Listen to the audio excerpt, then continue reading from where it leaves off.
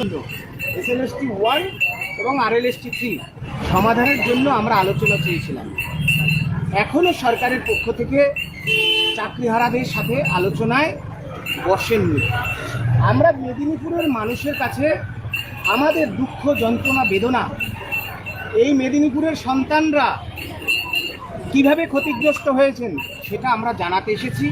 আমরা এই মেদিনীপুরের ভারতীয় জনতা পার্টি থেকে শুরু করে সংশ্লিষ্ট সমস্ত রাজনৈতিক দলকেও আহ্বান করেছি, কারণ আমরা মনে করি আমাদের সাথে কারোর কোনো বিরোধ নেই।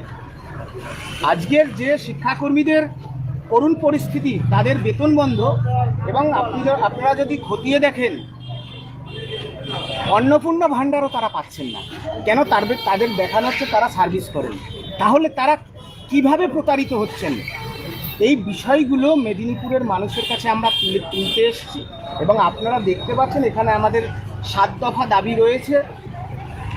মাননীয় মুখ্যমন্ত্রী বিধানসভা নির্বাচনের আগে যে প্রতিশ্রুতি দিয়েছিলেন যে OMR এর ভিত্তিতে, আজ শিক্ষকদের সমস্ত OMR প্রকাশিত, OMR এর ভিত্তিতে শিক্ষাকর্মীদের সার্টিফাইড তালিকা নিয়ে সুপ্রিম কোর্টে গিয়ে চাকরি ফেরাবেন।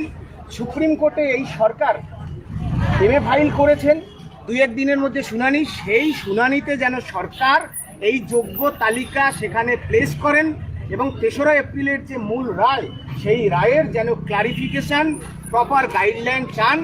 আমাদের একটা সুস্পষ্ট কথা, যে কোনো মূল্যে 2016 সালের যারা বিনা দোষে চাকরি হারিয়েছে শিক্ষাকর্মী, শিক্ষক, শিক্ষিকা, তাদের ফেরাতে হবে। এতটুকুই আমাদের পরিষ্কার বক্তব্য।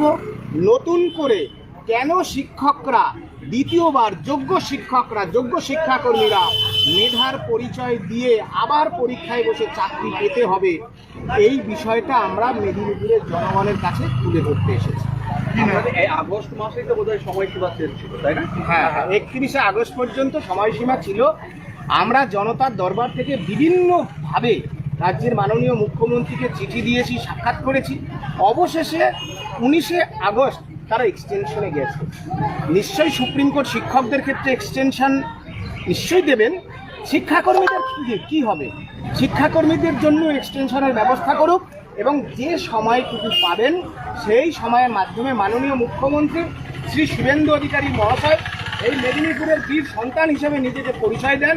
তিনি সুশীল ধারা, বীর ক্ষুদিরাম, মাতঙ্গিনী হাজরাদের কথা বলেন। সুতরাং সেজন্য আমরা সেই বীরের মাটি, সেই সংগ্রামের মাটিতে তার প্রতিশ্রুতি রক্ষা যাতে হয়, সেজন্যই আমরা বলতে এসেছি যে কোনো মূল্যে যোগ্যদের চাকরি ফেরাতে হবে।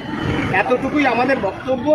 আমাদের কোনো রাজনৈতিক দলের সাথে কোনো অন্ধ আনুগত্য কিংবা অন্ধ বিরোধিতা কোনোটাই নেই। আজকের মিছিলের টার্গেট আপনার সাধারণ মানুষ এবং আধিকারিকদের কাছে বার্তা, তাই তো?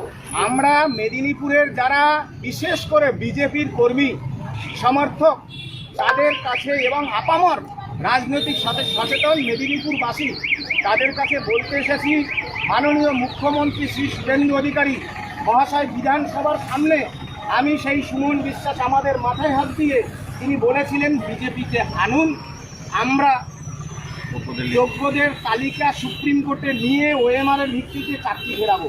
তাহলে সেই প্রতিশ্রুতি অনুযায়ী তিনি চাকরি ফিরিয়ে ভারতবর্ষের রাজনৈতিক ইতিহাসে নজির সৃষ্টি করুক, যোগ্যরা বিদ্যালয়ে ফিরুক, অযোগ্যরা বিদ্যালয় শিক্ষা থেকে বিতাড়িত হোক, বাংলার সরকারি শিক্ষা, ছাত্র শিক্ষকের সম্পর্ক, বিদ্যালয়ের চেয়ার টেবিল দেয়াল সেগুলো রক্ষা পাক। এবং আরও একটা বিশেষ করে আপনাদের বলতে চাই, দেশের আমাদের মাননীয় প্রধানমন্ত্রীজি শ্রী নরেন্দ্র মোদীজি, তাকে আমরা ভগবানের রূপে মনে করি। তিনি বর্ধমানের সভায় এসে বলেছিলেন এই চাকরিহারা যারা উচ্চশিক্ষিত তাদের বিজেপি যেন লিগ্যাল হেল্প দিয়ে তাদের চাকরি ফেরাবার ব্যবস্থা করেন। আজকের দেশের মাননীয় প্রধানমন্ত্রীজির কথা রক্ষা পাচ্ছে কি পাচ্ছে না সেটা আপনারা খতিয়ে দেখবেন, কিন্তু আমাদের কথা হচ্ছে মাননীয় প্রধানমন্ত্রী যাকে আমরা ভগবানের চোখে দেখি, আমরা যারা অসহায় ক্ষতিগ্রস্ত শিক্ষক শিক্ষাকর্মী, তার প্রতিশ্রুতি অনুযায়ী যাতে চাকরিটা ফেরে, এবং এই বিষয়ে দেশের মাননীয় প্রধানমন্ত্রী এবং স্বরাষ্ট্রমন্ত্রী শ্রী অমিত শাহজির আমরা সরাসরি হস্তক্ষেপ দাবি করেছি। রাজ্যের মাননীয় মুখ্যমন্ত্রী SSC সমস্যার সমাধানের জন্য 2016 তিনি যেন অতি দ্রুত চাকরিহারাদের সাথে আলোচনায় বসেন, এবং এই সমস্যার আশু সমাধান করেন। সেটা যতক্ষণ না হবে আমরা রাজপথের লড়াইয়ে শান্তিপূর্ণভাবে আমরা চালিয়ে যাব। এবং আমি হচ্ছে সুমন বিশ্বাস আমার নাম, এই চাকরিহারা অনশনকারী মঞ্চের আহ্বায়ক। শিক্ষাকর্মী ঋষিরাজ ভাই আছেন,